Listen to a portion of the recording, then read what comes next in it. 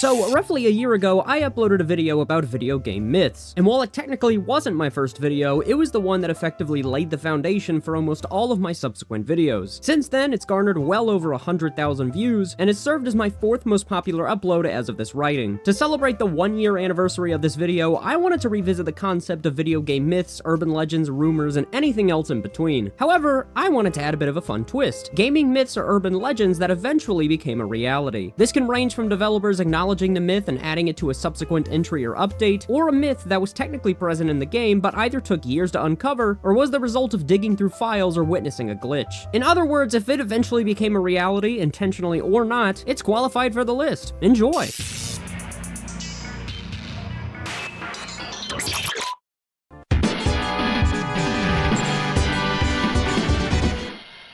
Alright, so Street Fighter II was an absolute pioneer in the world of fighting games, as it introduced a plethora of mechanics and ideas that its future contemporaries would borrow from. Everything from combos to special moves to the character selection screen, you name it, this game probably did it. Unless it was a finishing move, that is. The world needed another year to prepare for something like that.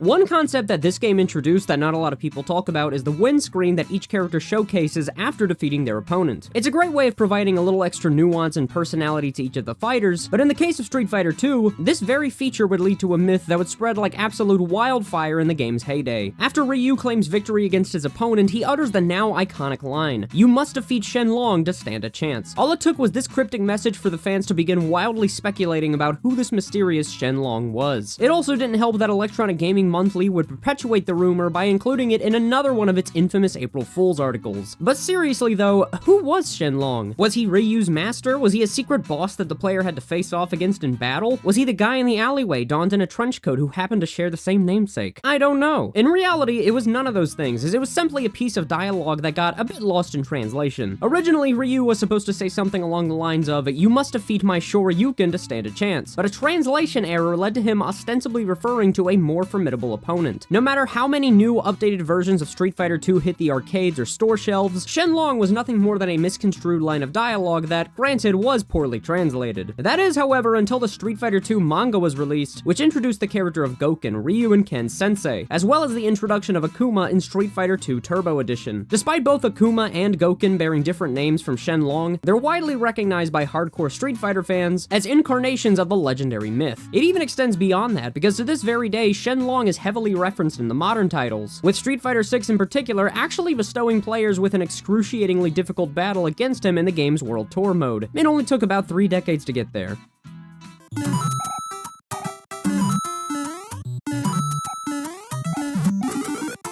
Okay, so this one was more of a long-running theory as opposed to a fully fledged myth or urban legend, but look, when else am I gonna talk about the Super Mario Bros. 3 as a stage play theory? So, Super Mario Bros. 3 was an outstanding addition to the series. Hell, I'd even go so far as to say that it would have been the best 2D Mario game if it wasn't for Super Mario World's release just 2 years later. I love this game. If you don't like it, fight me.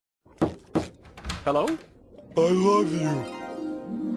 Now, that being said, players believe that there was something a little bit off about this game. Sure, the trademark gameplay of the series was still left intact, albeit with some new power-ups and level design, but I don't know, just look at it for a second. You see, the art design of Super Mario Bros. 3 had somewhat of an artificial aesthetic to it, so much so that many fans adamantly believed that this wasn't just a standard adventure from Mario, instead being a reenactment of one of his adventures in the form of a stage play. For example, some of the platforms, environments, and even the title screen would cause a shadow to form onto the background. And speaking of some of those platforms, more than a few of them look as if they were drilled or screwed onto the set, as opposed to simply hovering in the air like the other games. And instead of power-ups that simply swapped Mario's color palette, this game introduced power-ups that would cause Mario to don a corresponding costume, with some fans believing that this was made to show Mario going through a series of quick changes. Plus, at the end of each level, the environment completely shifts into this pitch-black void that, to me, is very reminiscent of a backstage setting. I was a theater kid, believe it or not. But don't worry, I wasn't the kind that spontaneously decided to recite Hamilton in history class. I have at least some self-dignity. And if you still somehow believe that it was inadvertently designed this way, at the end of the game, after Mario finally manages to rescue Peach, a curtain closes, and then afterwards, a showcase of the game's levels and characters appear back on the screen as if they were in a curtain call. So naturally, fans didn't really think much of this. That's a blatant fucking lie, by the way. They went absolutely bonkers. Fans didn't just believe that Super Mario Bros. 3 was a stage play. Oh no,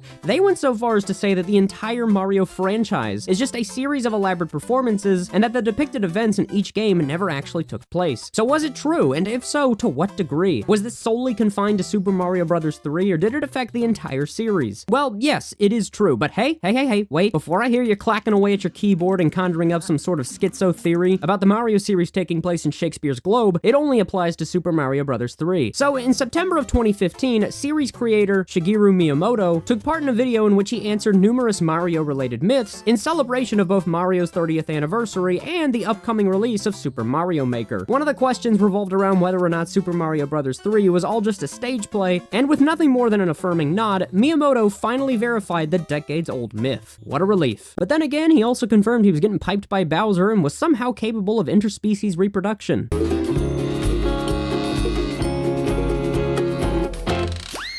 Wow.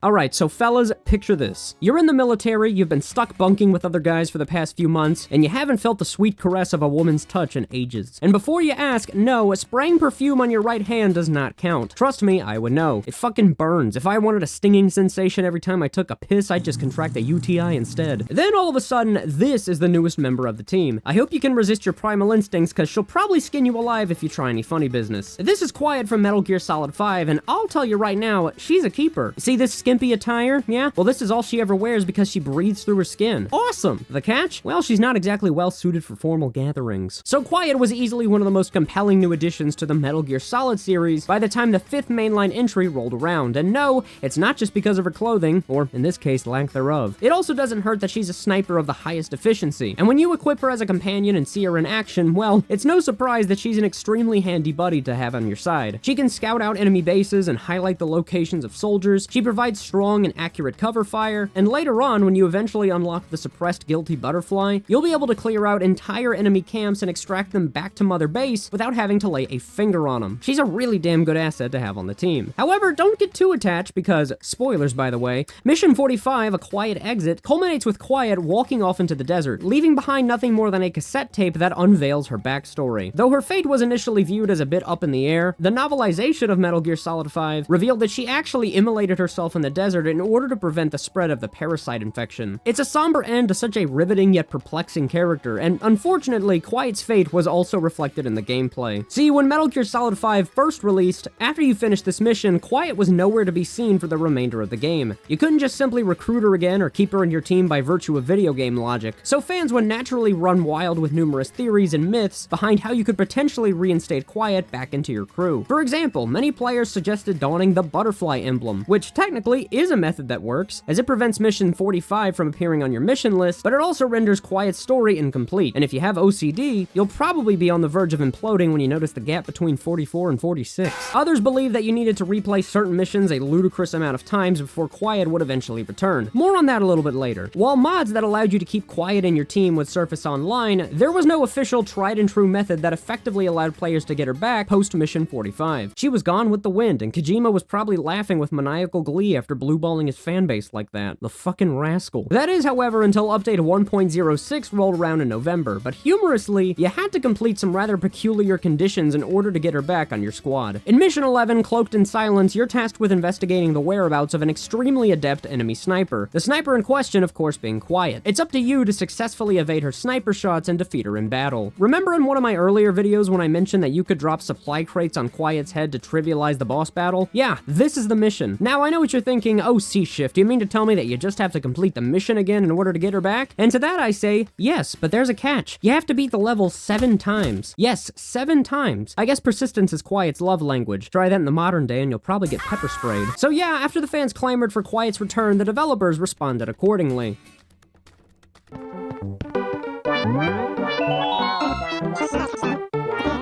Animal Crossing, the series that I like to refer to as the Seinfeld of video games, given that it revolves around turning fairly mundane activities into genuinely engaging entertainment. All we need now is for Mr. Rossetti to say a couple of naughty words at a comedy club, and the parallels are going to be even more striking. Now, Animal Crossing has quite the abundance of myths to choose from. In fact, the series actually houses a handful of myths that would go on to become fully fledged characters or mechanics. For example, Brutus was a myth tracing back to the original Animal Crossing, as he was allegedly a malicious purple bulldog that would speak in binary code and crash your GameCube, but this was later deemed a hoax. However, when Animal Crossing City Folk was released, a brown bulldog named Mac made his debut appearance, and bore a striking resemblance to the aforementioned Brutus. It's not purely coincidental either, because if you play the French version of the game, Mac is instead named Brutus. Pretty cool, huh? He's a bit of a troublemaker just like Brutus, but just don't name your character Julius or Caesar, and I think you'll be just fine. The myth that we're talking about today, however, is a bit more on the obscure side, but also kind of bizarre. Let me explain. So in the original Animal Crossing, you might come face to face with a lethargic purple cat named Bob. Bob is, believe it or not, one of Animal Crossing's most popular and beloved villagers in the fanbase, and he's actually rumored to be the very first villager made for the original game. So at surface level, it's nothing too crazy, right? Well, back when the game first released, fans erroneously believed that Bob waltzed around the joint wearing a dress. Now granted, given that the game exhibited some fairly primitive graphics even for its time, it's not too out of the question to see why people could misconstrue this as a dress. I mean, look at it. It's brightly colored, there are no sleeves, it has flowers on it, it has a dress shape on the bottom. It's totally understandable. The myth didn't necessarily stem from the dress itself, but more so the notion that it would appear on Bob due to a coding error. However, in reality, Bob's so-called dress was actually a unisex outfit that every cat villager wore, regardless of gender. See, back then, the Animal Crossing games contained certain outfits that would only be worn by their allotted genders, meaning that Bob wouldn't even be allowed to wear a dress under typical conditions. In later games, Bob's default shirt would become more distinct and made to resemble a Hawaiian shirt instead of a dress. But believe it or not, this misconception of Bob wearing a dress would become reality when Animal Crossing New Horizons ultimately axed the outfit gender restrictions. What does this mean? Well, to put it bluntly, Bob can wear a dress now. Simple as that. I don't know why you'd want to do that, but to each their own, I guess.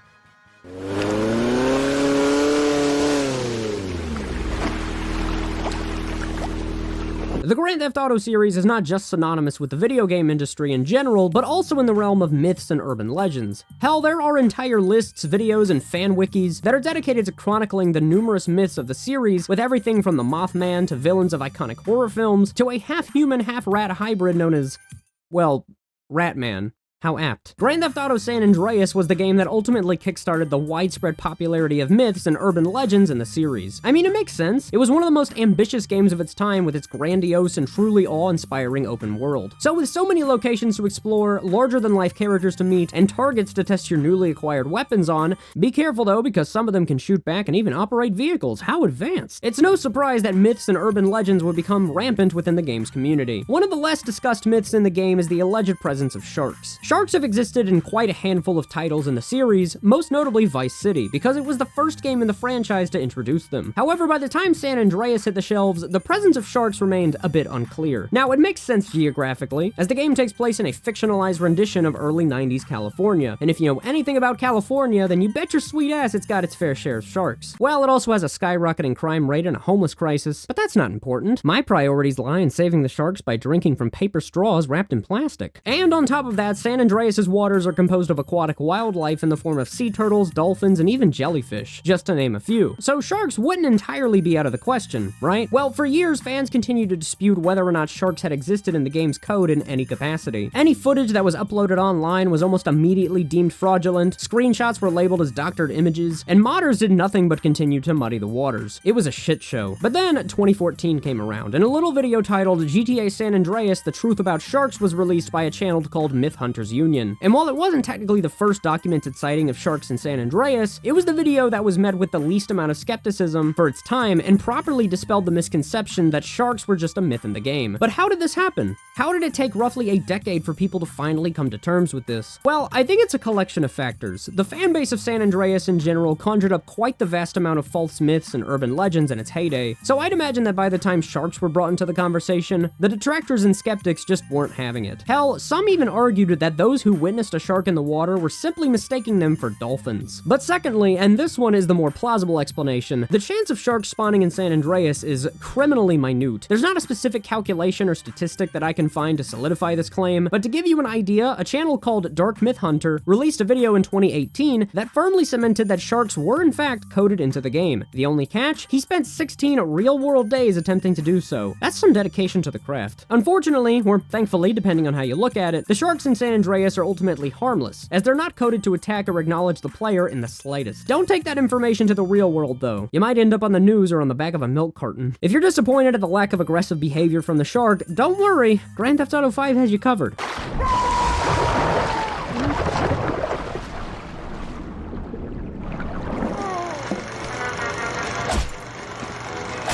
There's a gold-plated kill.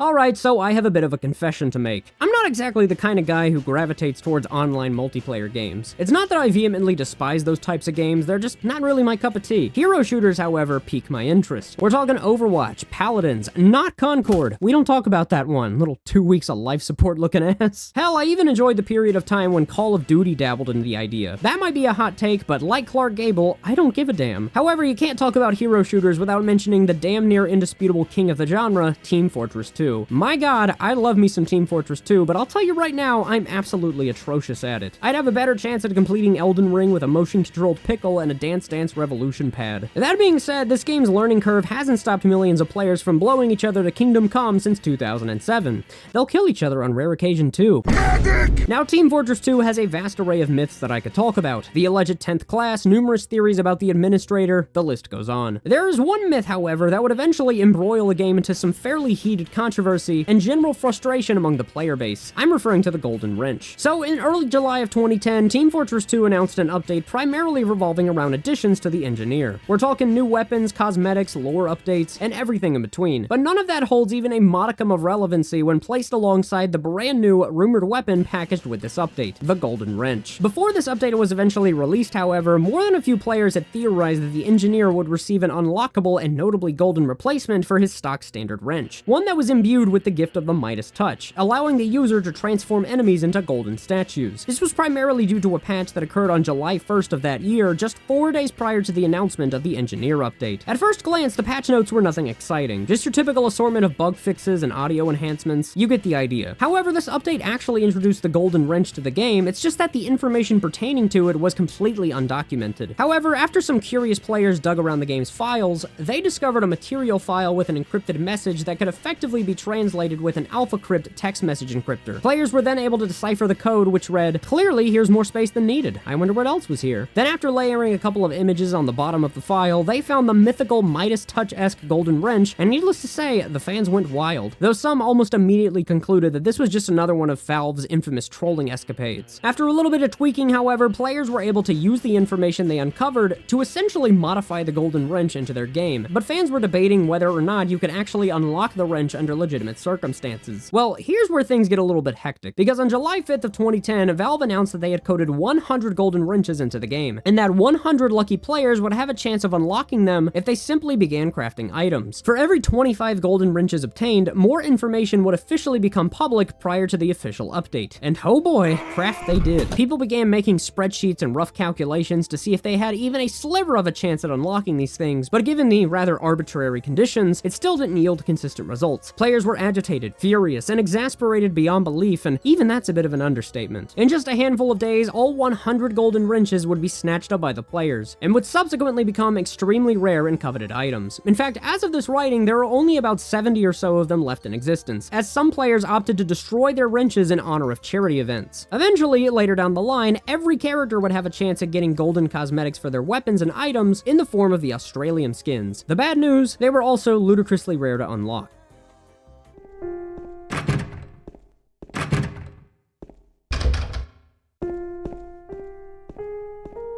Alright, so we're gonna be ending this video on a bit of an unorthodox note, but just stick with me. So you all know Silent Hill 2, right? Fun little indie game. Kind of a sleeper hit when it came out. I'm being facetious, by the way. It's Silent Hill 2, one of gaming's most acclaimed, unsettling, and superlatively written horror games of all time, with enough twisted and symbolic imagery to make a Guillermo del Toro aficionado gush blood from the nose. Now, when Silent Hill 2 was released, it was a milestone in not just video game storytelling and thematic symbolism, but also its thick, sludgy, and unsettling atmosphere that wasn't afraid to make the the player feel unnerved throughout almost the entirety of its runtime. It is a goddamn masterpiece of a title, but admittedly, its multi-layered and thought-provoking storytelling would end up inadvertently creating a fairly convincing yet ultimately misconstrued myth. I'll explain what that means, but I'll warn you right now, spoilers inbound. Yes, I know it's over 2 decades old, but then again, so was Final Fantasy VII, but that didn't stop people from getting pissed over plot-related spoilers for Rebirth, so I'm not taking any chances. So throughout Silent Hill 2's story, protagonist James Sunderland is on the hunt for his deceased wife, Mary, who has allegedly, and miraculously, found shelter in the ominous town of Silent Hill. Initially, the player is led to believe that Mary died in a hospital due to a fatal and incurable disease, and James's guilt begins to manifest into the now iconic, hulking, and foreboding monstrosity known as Pyramid Head. So why does he show up in the movies and some of the subsequent entries? Fuck if I know. Maybe if I'm swallowed by enough guilt, Pyramid Head will force me to watch a British documentary about linoleum or fucking paint thinner. But why would James feel guilty? It's not his fault, is it? Depressed? Sure. Sorrowful? Absolutely. But guilty? What happened? Well, as the story progresses, the metaphorical fabric of Mary's backstory begins to unravel as it's revealed that James had, in reality, murdered her due to her illness and concealed her body in the trunk of his car, almost akin to a warped mercy killing. It's an absolutely phenomenal plot twist, one that completely alters the player's perception of James, as well as the previous events of the story. So now it's all starting to make sense. Pyramid Head isn't just representative of James's immense guilt over the situation, but also the embodiment of his desire of self-punishment. He's the strongest and most formidable creature of Silent Hill 2 because he's the very thought that eats away at James's conscience the most prominently. So why did I just spout all of that exposition? Because Pyramid Head is, in essence, the Silent Hill equivalent of a predator at the top of the food chain. No, not that kind. As he's often found ruthlessly hunting his prey, those of course being the other monsters that you'll bump into in the game. Obviously, this means that the other monsters try to avoid the guy at all costs. And this myth might provide a little bit of substance to that.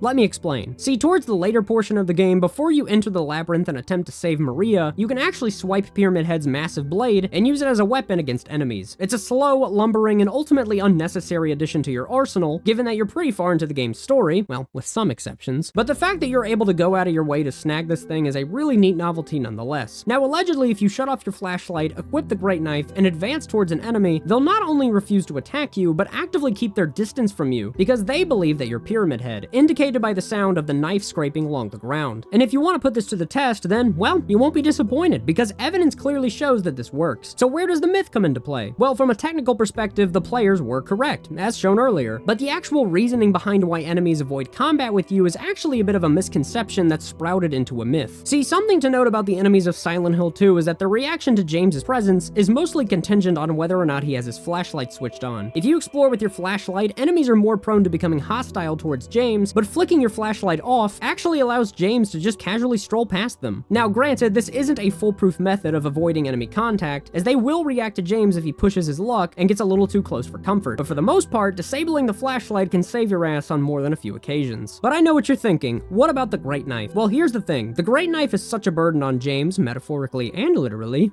that it hinders his movement speed considerably, and really only allows him to shuffle towards the opponent, making it far too strenuous for him to be able to catch up. Plus, remember the whole dragging the knife intimidates the enemies aspect? Yeah, well, that's not true either, because enemies in Silent Hill 2 don't even react to sound, only light and James's proximity to them. So when you couple the slow walking speed, courtesy of the Great Knife, with the flashlight being turned off, the enemies aren't attempting to flee or run away from you, it's just that they're not attracted to you due to the absence of light, and you're simply not fast enough to catch up to them. In other words, the myth is true, but only due to mere technicality. So yeah, it's a bit of an odd myth to close the video on, I know, but I figured it would be a fairly unique entry. Alright, Silent Hill lore dump out of the way, thank God. Now, if you'll excuse me, I gotta prep for a little something I got going on at the end of the month. It's called Halloween. And you know, I was gonna plan some sort of festive event for the channel, but I don't know, guys, I just don't feel like, wait, see some, wait!